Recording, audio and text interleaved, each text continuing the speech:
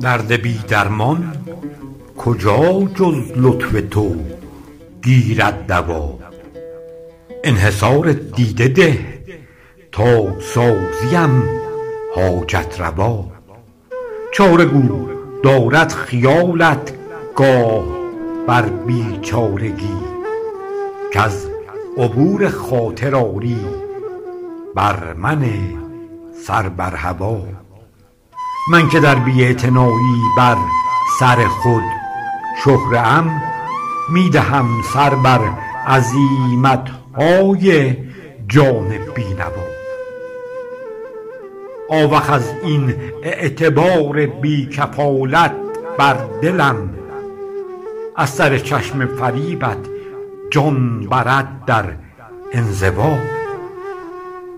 کن حضانت از سر اکرام دل بر جان و سر، بر مرا بر عبرت دل با لبت تحت اللوا.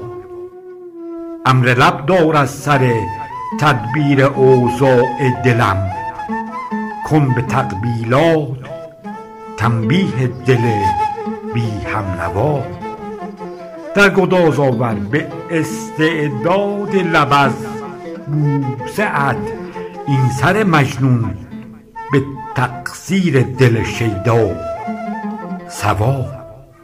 از صباحم تا صبوح صلح چشمت بر مرا، بر روایات دل طالب به ماهور از نوا.